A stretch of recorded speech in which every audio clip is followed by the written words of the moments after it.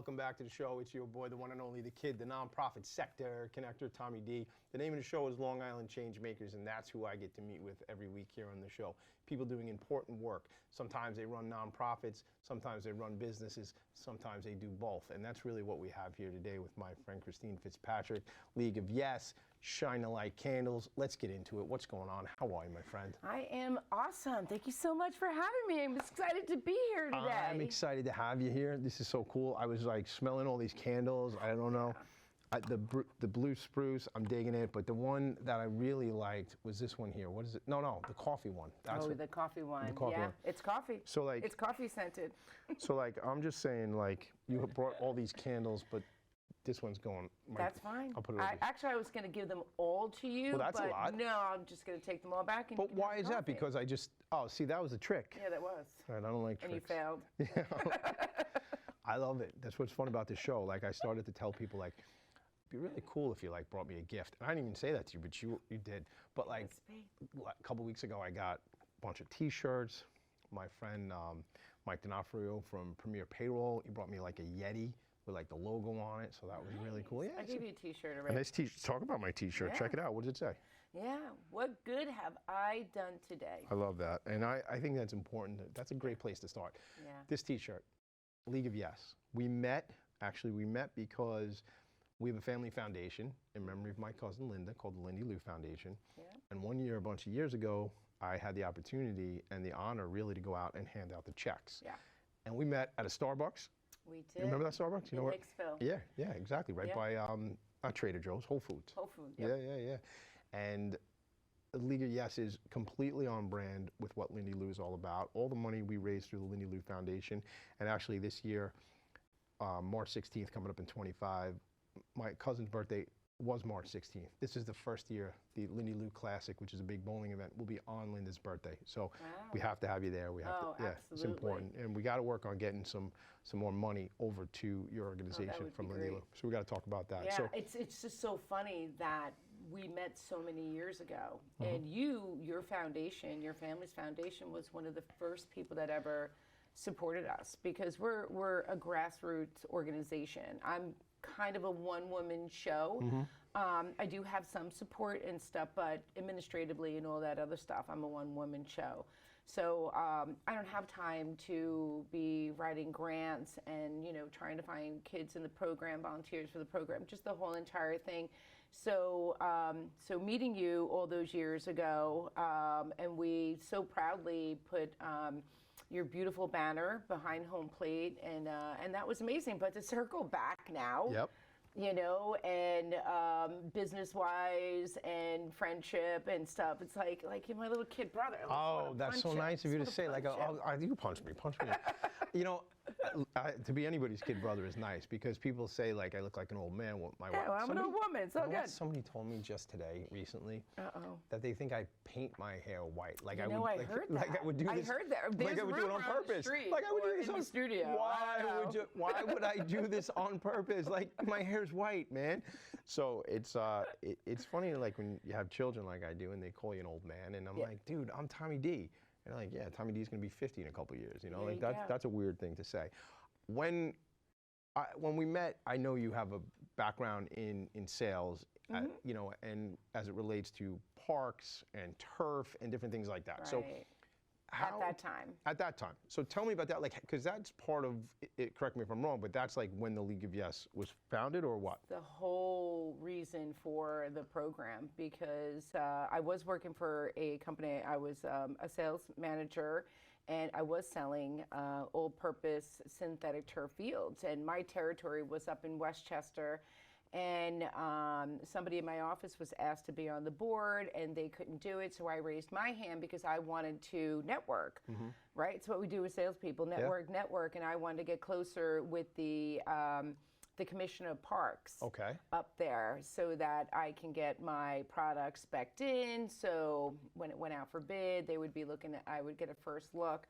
Sorry, let me take that back. Wouldn't get a first look on a bid, so just want to make that clear out to the people there. It's a sealed bid, but that maybe my product can be spec'd in. Okay. So, yeah, very long story short, it was a boy named Julian that changed my life. And Go back for 1 second though. There was an organization you got asked to be on the board of an organization. Oh, yeah, I'm so sorry. I left That's that okay. important piece there, called the Miracle League. The Miracle League Miracle of League. Westchester, and they were the first organization to, the Miracle League is a larger organization.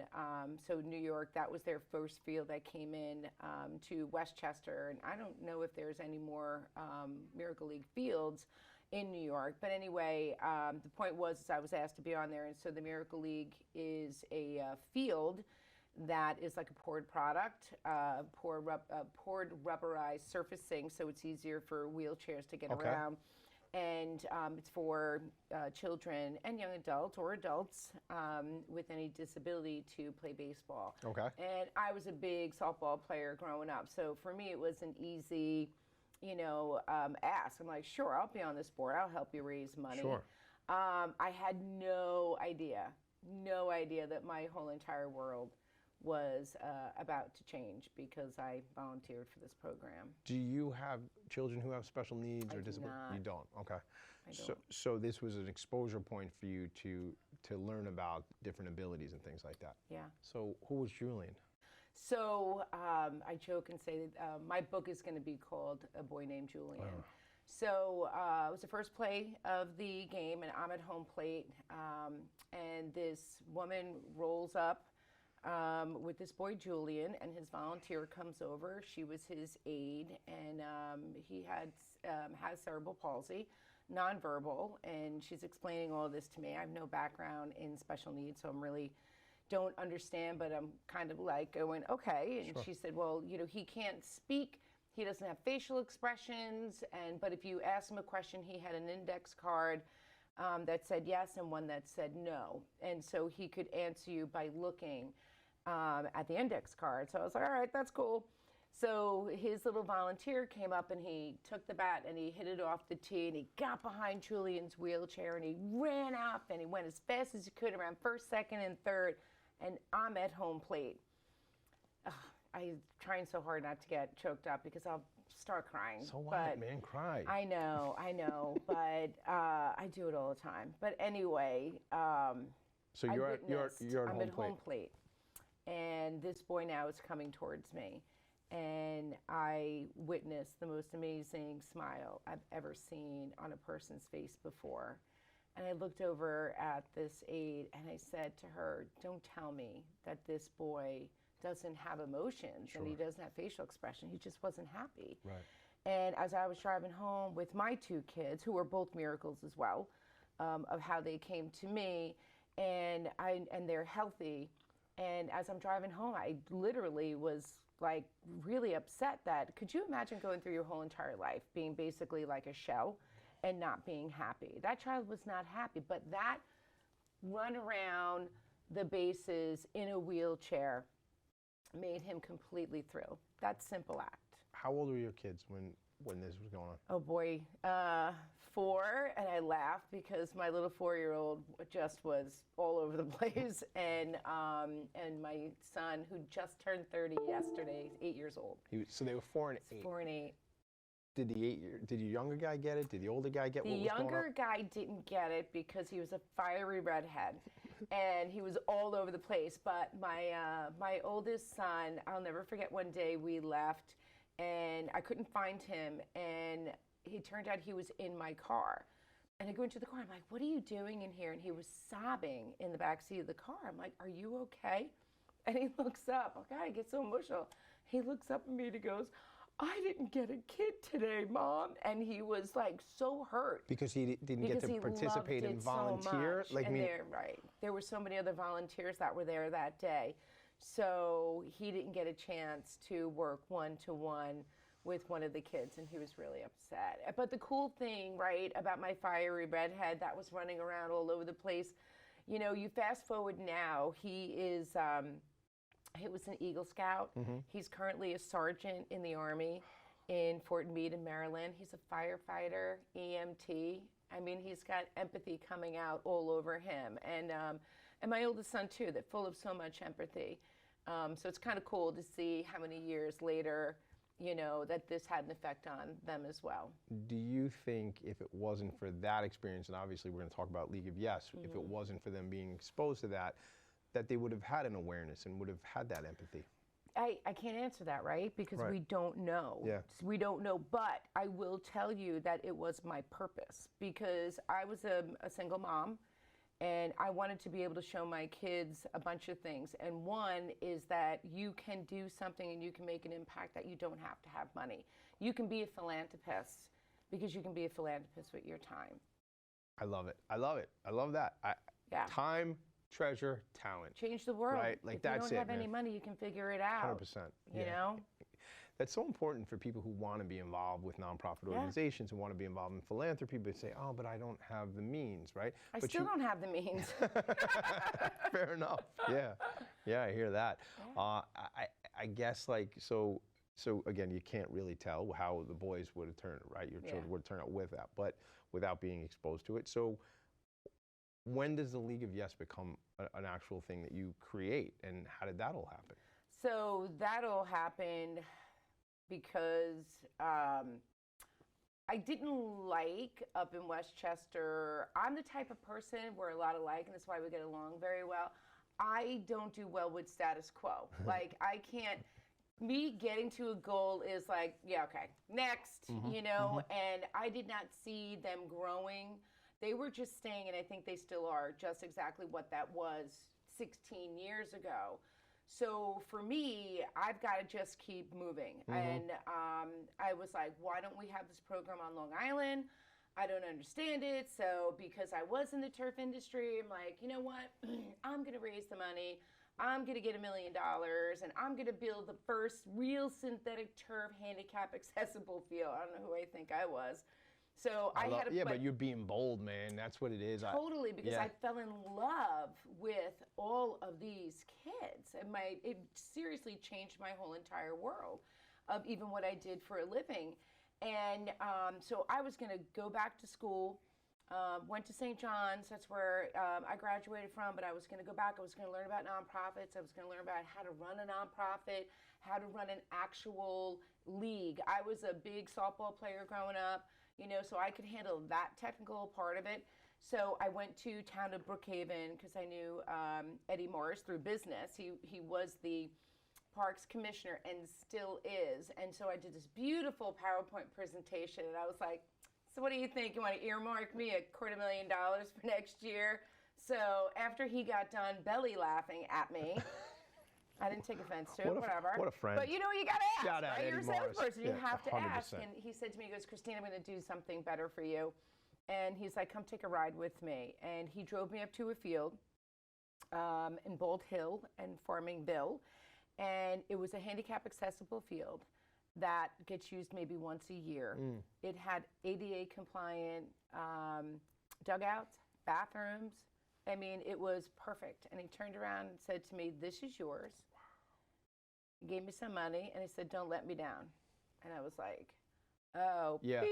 yeah. because Can't say the word. Yeah, now I actually have to do the thing, right? And I'm like, I don't know. I don't know I literally don't know what I'm doing. But another part of me of like being an athlete is I'm super competitive and I love to figure things out. So I grabbed a couple of my girlfriends that are, professional women and have worked corporate and as well as I was at the time. And we just got together. I said, let's just do it. Let's just throw it against the wall. Let's figure it out. We'll do our own little pilot program, and then, we'll take the winter and we will just remold it, refix it, do whatever it is, come back out in the spring, and then we'll have a full season. We barely had, maybe 20 kids show up for the 6 weeks, not even 30 volunteers show up for those 6 weeks. And, you fast forward now. How many volunteers do you have now? Oh, God, we've had over 10,000 volunteers. 10,000 people. 10,000 volunteers. Goes back to time, treasure, talent, right? Yeah. Listen, you might have friends that can write a nice check, a big check, a little check, right? But anybody can get out there. And really, anybody with different abilities can get out there and volunteer in different levels too, right? And that was such a big part of the volunteering, right? So for me at that time, I wanted the people that did it up in Westchester, they're like, oh, you get one kid and he's got to commit for 12 weeks. I'm like, it's never going to happen. They had a really hard time getting volunteers. And I'm like, well, why wouldn't you want to get a different kid every single week? Like, bring them in and teach them that compassion, that empathy. You have somebody that's a typical child and work with a child with special needs. It's breaking barriers for bullying. It really is, because they have such a sense when they walk out, and it's a game changer. So volunteering, I'm such a fan because volunteering changed my life. Right. That's how you got involved. I did not have this on my vision board. I'm just going to tell you, I did not have League of Yes on my vision board. I did not have candles on my vision board. This was not my plan. But when you get the call and the good Lord is, calling, you better pick that phone up. And I did, and I'm honored and I'm blessed to be on this journey. It has not been easy. Running a nonprofit, as you know, it is not for the faint of heart, and especially starting a grassroots. Typically, grassroots programs, nonprofits don't last more than 3 to 5 years. And how many years has it been? So we just finished our 13th year. Unbelievable! It's Congrats! awesome. Congratulations! Yeah. I have this really cool opportunity in life that I get to talk to people like you who are running organizations. So, I make a comment as it relates to our business, Vanguard Benefits, our employee benefits business. And we made a decision to work inside the nonprofit sector and really relate to the sector. And I don't think my partners or I realized what that meant at the time. And certainly it wasn't on my vision board to start calling myself the nonprofit sector connector. No? But it wasn't. I mean, not years ago. It has been in the last 5 years. But I came up with this whole opportunity, and I really believe it's an honor because I get to spend this time. Now, we could have decided, me, our team at Vanguard, and said we want to work with hedge funds or we want to work with people in private equity. We didn't. We said we wanted to work with this sector. And now I know, I was joking with somebody this morning. We did an episode of Philanthropy in Focus, and I was saying, I'm going to do 5,000 episodes of this show. And this February will be the 200th episode. So my friend who was my guest on the show this morning said, well, how soon do you want to do that? I go, it's probably going to take me about 20 years, but I go, because I don't know how to do 5,000 episodes in less than that. But the point of the matter is, that's an opportunity I get to do. Every week I do that show, just like we're doing here. I get to meet with another leader of a nonprofit. Yeah. So to your point, it's not for the faint of heart, right? But at the same time, what's better than what you get to do, right? 100%. So important, 100%. So important.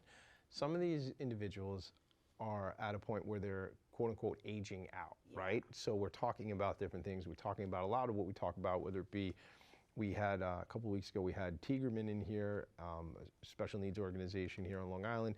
Obviously, I'm on the board of Horseability, I'm on the board of Spirit of Huntington Arts Center, all organizations that are in this work, right? Yeah. Yep. And vocation is critically important. It's critically important for our population. We know that our population of individuals with intellectual developmental disabilities is, I've heard 80, 85, 90%, which is, to me, first of all, it's a tragedy. Second of all, it's an access situation as far as I'm concerned. It's not an ability situation. It's getting people access to vocation and jobs and job training. Other than this candle smelling absolutely incredible. I love this one, this coffee one. Yeah. But so do I really have to only take this one, or do I get them all? No, I'm going to give them. You're the best. Except this one, I need this. You got to keep that one. What's that one called? What smell is that? So this is Sharp Dressed Man. I knew you were going to say that. Let me get a hit of this one. It smells so good. It does smell. They all smell so good, but that one's like a cologne-y. Yeah. I joke around and I tell everybody. But look at this one. This has like the sand and the water. Yeah, that's a specialty item that I'm doing for some stores out east. Yeah. Obviously, anybody can order them if they want, but that's not something you would see on my website. So what exactly happened here? So what happened? Because I don't have I don't have enough things to do. Yeah, I decided to start a candle company. Really? What's that like? No, in complete honesty, so many of my players are aging out. So we just finished our 13th year. If you take even one of our kids that started at 10, they're now 23. And we have a lot of players. We have a very high retention rate. With our athletes that started at a young age, that are still with us, that played on our regular program and then now are in our skills program. In our skills program, they are learning the actual game, and they are playing without volunteers. They are just completely, and they are amazing. So, but the problem, that's coming up a lot with the parents is that their kids are finding a hard time to become employed. And I'm going to be honest with you, so many of these young adults are so phenomenally talented. Yes. And they're such hard workers, and they're so driven, and they're so proud, and they're hard workers. They just may have social cues that are not, obviously on point with some people. Their learning may be different. I just worked with somebody the other day. We were at a holiday party, and we were selling candles, and I was like, hey, I need for you to, and all of a sudden, they just froze, and I was like, oh, right, okay, I have to back it away from my crazy 110 miles an hour, explain it a little bit differently, take my time. He understood the process, and then he moved on, and he was able to do that. When you're working, whether it's manufacturing, especially with candles or something, it's all about productivity and getting stuff out and quickly and stuff. And they may not be able to do that in a environment where somebody is on top of you needing to get stuff out right away. So I honestly prayed about it and really wanted to know where my next direction was going to be. And I woke up one morning with candles on my heart, and I'm like, all right, I'm doing candles. So there's no plan B for me. I'm all in. And so I did a ton of research well over a year. There's a lot to know about candles. Is there no really? Idea. I'll tell you something. I'll tell you something. When my wife and I were younger, she used to get candles like all the time. And it was like cool because it was easy to buy gifts for her because she wanted candles. But like, she would buy so many candles that like sometimes the credit cards were a little crazy on candles. But candles, it's not just, they're not all the same. No. Like you talk about research, you talk about so it's not just like, hey, let's get some wax, right? And by the way, this is popcorn, right? Do you want some popcorn? And that's a different wax, so it is. And it smells good too. It does, right? Yeah. So it's funny because I will be getting into doing fun projects like this. I'm partnering with the Nicholas Center for Autism in Port Washington. So I will be doing candle classes. That will be for fun, but that's not the business part of it. But that's an actual different wax than the wax that's in here. This is a very hard wax. It's a 100% soy, heavy, hard wax. And then the wax that's in the candles is a soy blend. It's different than like mafia movies where you don't want to get whacked. That's different. Right. That's a different kind of wax. Yeah. All right, good. Whack. Whacked. No, like wax. Careful you don't get whacked. Wax on, wax off. That's Mr. Miyagi. That's where I you like, were going with maybe. it. Maybe. So how do you learn? So I learned through, believe it or not, a ton of YouTube. I love YouTube. I do too. I love YouTube. You want to learn? But the thing about you can learn anything. Oh, like the other day I was trying to fix a gate, Yeah. and I don't really fix gates. That's not exactly a Tommy D thing. YouTubed it, man. You know YouTube. what? Some problem with the toilet, I YouTube it. So and then when I get to a point, then I can't do it, then I call a plumber. But you go as far as you can. You can do anything 100%. with YouTube. So there were 3 people that I followed. One main guy from Black Barn Candles. Okay. I'm sorry, I'll mess his name up. He'll never see this anyway, so that's all right. Anyway, Maybe he will. I'm a big deal. What are you talking about? Shout out to Black Barn Candle or Black Bart, and shout out to everybody. His name is Wade. Him I too. remember Hey, Wade. My son's name is Wade. This is fun. We should just do this every week. I know. Bring more candles. All the time. I think we were getting a little buzz smelling them earlier. Let me get some more coffee. But anyway, I learned my first 100 candles that I made, I had to throw out. Okay. I didn't understand the wicks. There's over 1,000 wicks to choose from, and the wicks you have to figure out whether the fragrance oil percentage, if there's dye involved, what the wax is. They all perform differently. This wick would not work with this type of wax, and so I made, my sister was one of my testers, and I gave her a candle, and I said, she took a picture of it, and she texted to me, and she's like, oh my God, this candle smells amazing. My house smells so great. This is awesome. And I zoomed in, and I was like, dude, what's with the flame? She's like, oh yeah, my house is gonna go on fire, but it smells great. That's good. Hey, but listen. You know what? If it smells good. Yeah, but I had to turn around and throw them all out. That's a bummer. But it was overwicked with the wax. So. That's a lot. It was overwicked with the wax. But here's the thing. What? Wicky. Like You're trouble for me. I can barely pay attention as it is. I know. I'm like ADD. Let me tell you a funny story. One time I'm on. See, where we Here we go. Here we go. That's the story. I'm on a Zoom call, right? I'm on the call. I'm actually in my dining room, not up in the attic where I operate from, but I'm at the dining room table. I was on a Zoom call like this, and literally a squirrel ran across the yard, and I looked away to see what he was doing because there's chipmunks out there too, and I like the chipmunks. So I come back to the Zoom call like seconds later. I go, "Oh my God, what was that? What'd you say?" And they go, "You're right." I go, I literally got distracted by a squirrel running across my yard. So like, it's not even a joke. That's like a real thing. Like it's, so I don't even know what we're talking about. Why is this important though, from a perspective of getting training, job training, vocation for individuals? It is super important. So let's get to the mission, Please. Right? So it's shine a light on disabilities. So the whole mission for these candles is for this to become an actual business, a social enterprise, to where we are teaching vocational right now at the Nicholas Center. They are learning how to make candles from start to finish. They take it, they wick them, they put the warning labels on it, they label them themselves. I've been there. I was actually there when we were out at your office. Yeah, they pour the wax, 200-degree wax. They're stirring. I'm teaching them, even taking temperatures and stuff like that. So the mission is for us to become a profitable company that we can then What do you need? Hire. So what do you need to do sales. that? You need sales. At this moment, I need sales. And what we're really looking to do is get into the fundraising industry where if there's any organizations out there that are looking to raise money at their schools, whether it's a club, cheer team that needs to go to Florida and they have to raise $1,000, come to us and you can purchase our candles. That's really the segment I'd personally like to get into, because although it's not a higher margin of profit, what it is what it is. I know that song. Don't sing that song. No, That's a I'm bad not going song. to. But what I would like for it to be is it will be consistent work for our community of people that they can learn.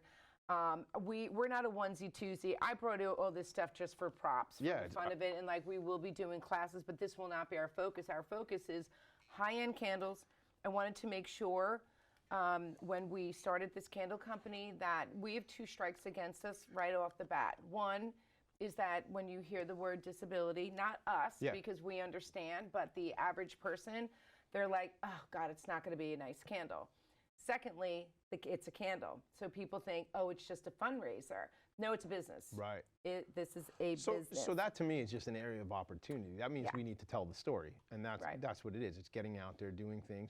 Maybe once a month you come here and we talk about candles. Like see, here's the thing. Like we joked when I was talking to you on the phone this afternoon. I only come up with an idea every couple minutes. Yeah. Maybe, and sometimes in 1 minute it's 4 different ideas. Which is I texted you something. Which I get the call. Wait, I get the text and then all of a sudden I get the call. Like, you didn't even let me respond. Well, that's literally happened today because I don't have time for that. Like I don't know why I sent the text to begin with because I wasn't gonna wait. So, but like I texted you something. Were you an athlete? I don't remember why I texted you that. Yeah. But I should have written it down. But the thing is, there's a lot of ideas, a lot of things popping.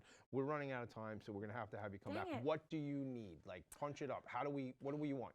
You say fundraisers. So who do you want to connect with? I'm looking at any school district, any PTA that are looking to do fundraisers.